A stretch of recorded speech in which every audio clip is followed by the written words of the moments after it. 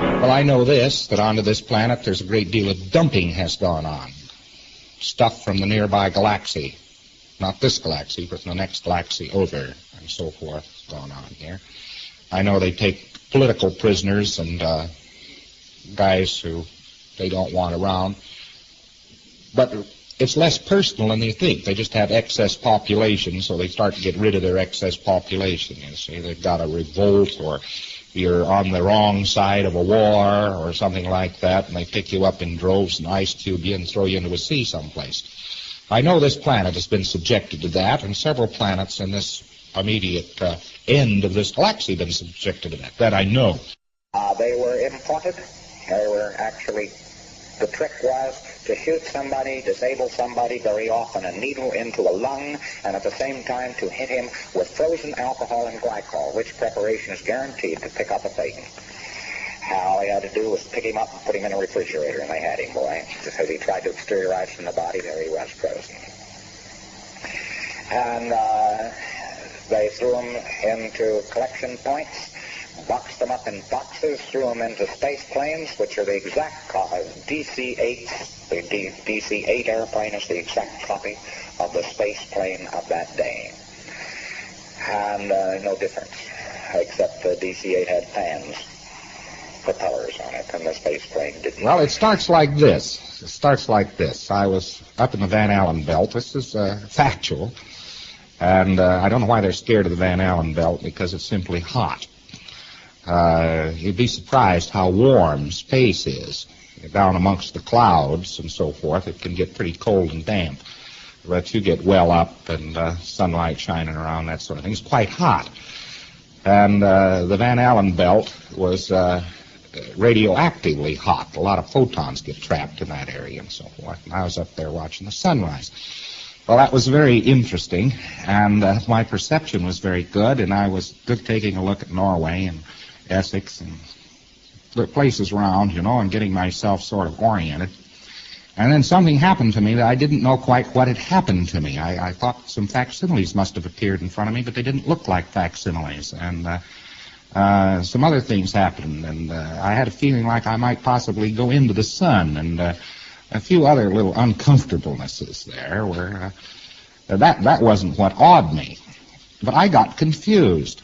Because the sun was suddenly larger, and then it was smaller. And somehow or another, I was doing a change of space process that I myself was not familiar with. And it made me sort of bite off my Thetan fingernails just a little bit, There are saucer crews here.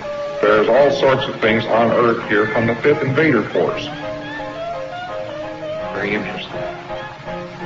This is directly and violently in opposition to the 4th Invader Force. And the 5th Invader Force, out of its own protection, took over Venus. All relatively modern times. Took over Venus and tried to stabilize the Venusian. If you called a 5th invader, though, a Venusian, he would probably shoot you out of hand, because it would be a horrible insult. They merely monitor the government of Venus. And they leave Mars strictly alone. This is really roughly a rundown of the, quote, political situation in the solar system. The entirety of Roman Catholicism, the devil, all this sort of thing, that is all part of our sexes. Mary Sue gave the cue on this thing. She said, look at how hard they have to work to keep you from being OT. Hey, now, that's quite a thought. Isn't that quite a thought? Now, you look at this. Look at this now. The complete idiocy of it. Somebody sits up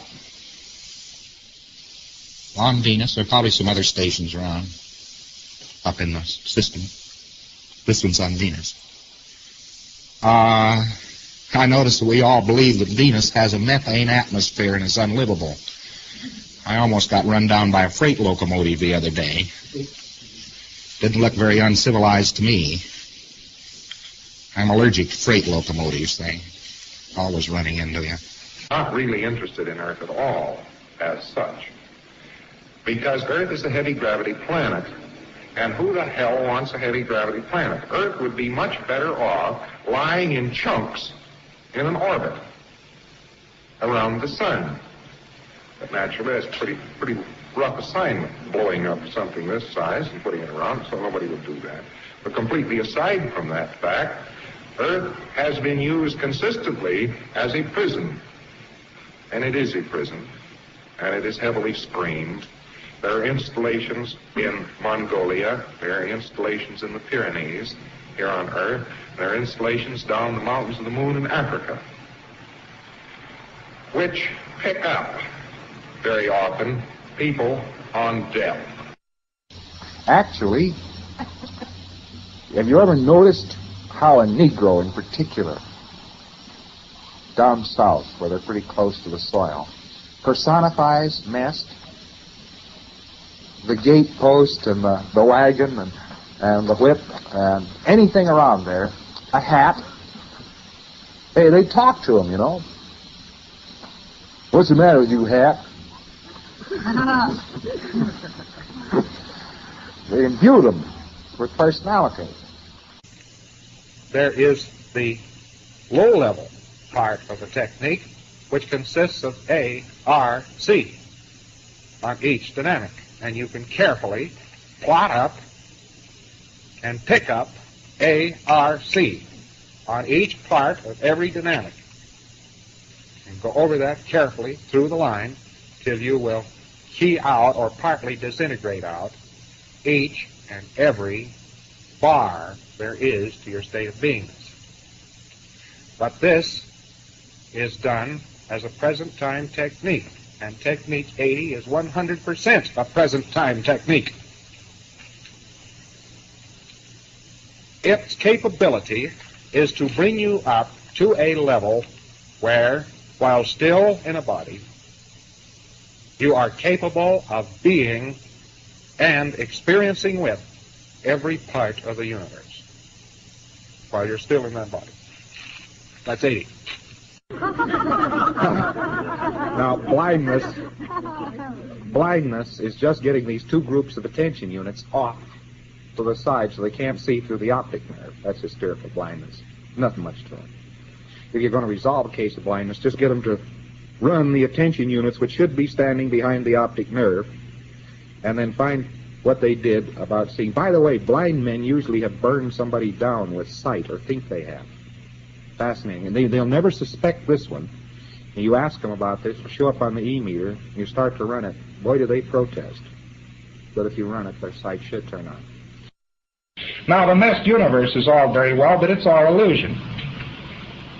One doesn't want an illusion, so he can't have an illusion. And when he was very young, why, Christ was all right. He was very friendly, as a matter of fact, and so on. But that's mostly people, you know, they have to believe in that sort of thing. And they did once, but it requires nothing but faith. And, of course, they can't have any faith anymore. And they did have hopes on that once in a while, but actually religion doesn't lead anybody anyplace in the final analysis, because you never get your wish anyway. So, of course, one can't survive on the basis of spirits and religion and so forth. So that leaves just, of course, God. And, of course, God naturally exists because there is all this space around here, and this space is obviously surviving. So, of course, it's obviously surviving. Of course, space itself is liable to collapse, but the prime mover unmoved is not liable to collapse because he created all this, and maybe he can't either, and nobody yet has come up with as flat a can't survive as God will never again be able to create another meshed universe.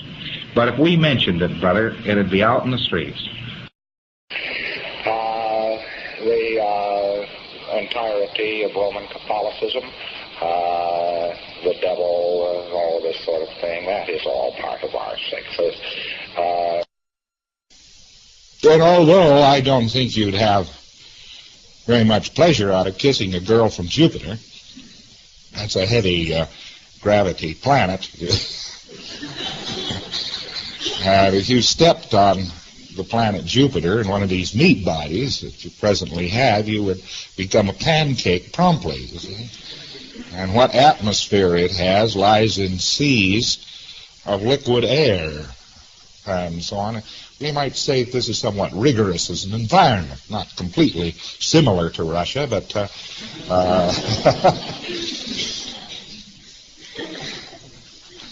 well, so you do get these various variations. And it's not all that horrifying, however. You find somebody running around planet Jupiter, he'd be built to withstand that climatic condition and that gravitic condition and so forth, and his legs might be a bit modified and his arms and that sort of thing, but he probably would look like an Eskimo. Then, although a lot of people will say carelessly, well, God is everywhere, remember that this was an idea which was introduced rather latterly in Christian religion. The God of which they speak, of whom they speak continually, is Yahweh. Lord knows how it's pronounced because it is so secret that nobody really is supposed to be able to pronounce it, so they omitted all of the vowels in the word. And they spell it only with its consonants. So Lord knows how this word is to be pronounced. But more agreed upon pronunciation amongst scholars so they can talk about it is Yahweh. And this is the Christian God. But he lives in a trunk with a leopard skin. That's right. That is the full story on it. So I thought it might be a good thing to know in event of atomic war that might have some chemical assist, so maybe the people who were only slightly frazzled and so forth could come out of it. And it would have to be very simple. It would have to be some common drug, some common pill. Well, there's societies in England that are having an awfully good time fighting the cigarette. They can't do anything else, so they fight cigarettes. And they say that the cigarette causes lung cancer. And you've been hearing something of this, I'm sure. Yeah, not smoking enough will cause lung cancer. Not smoking enough will cause lung cancer. If anybody is getting a cancerous activity in the lung, the probabilities are that it's radiation dosage coupled with the fact that he smokes. And what it does is start to run out the radiation dosage, don't you see? But I'd say that would be better than not running out any of the radiation dosage at all. And the number of lung cancer cases, which exist, of course, that don't smoke, are just forgotten about by these societies, but they are very numerous. Anyway, there's nicotinic acid in that cigarette. Inevitably, on inhalation of tobacco, you will get some of this phenomena of face flush. But in view of the fact that a cigarette isn't pushing its smoke over the outside of the body, but on the inside, of course, you run it out internally. You'll find, by the way, another manifestation is pre-clears will shift identities and borrow facsimiles like mad. There's what they call the Christ game. And that game has been played and played and played and played. Honest to Pete, these cards are just so thin. They've been laid down amongst the coffee cups and so forth of the whole universe. You'll find out thousands of years before the year 1 A.D. Earth, you will have facsimiles and dolls made up like Christ. Fact 1, 1,000,000 years ago, is occasionally rigged with Christ and the devil and an angel. It's a fascinating thing. It's an old game. Here on Earth there was undoubtedly a Christ. One of the reasons he swept in so suddenly and he would go forward so hard is he had a good assist back of him in terms of an implant. Every man is then shown to have been crucified, so don't think that it's an accident that this crucifixion, they found out that this applied. Somebody somewhere on this planet, back about 600 B.C., found some pieces of R6. And I don't know how they found it, either by watching Mad Men or something, but since that time they have used it, and it became what is known as Christianity. The man on the cross. There was no Christ, but the man on the cross is shown as every man, so of course each person seeing a crucified man has an immediate feeling of sympathy for this man. Therefore you get many PCs who says they are Christ. Now, there's two reasons for that. One is the Roman Empire was prone to crucify people. So a person can have been crucified. But in R6, he is shown as crucified. The magic cults of the 8th, 9th, 10th, 11th, 12th centuries in the Middle East were fascinating. The only modern work that has anything to do with them is trifle wild in spots, but it's fascinating work in itself, and that's work written by Aleister Crowley, the late Aleister Crowley, my very good friend. And he did himself a splendid piece of aesthetics built around those magic cults.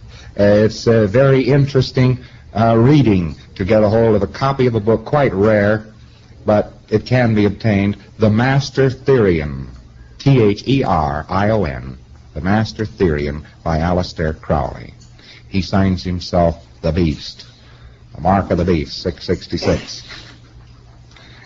Very, very something or other.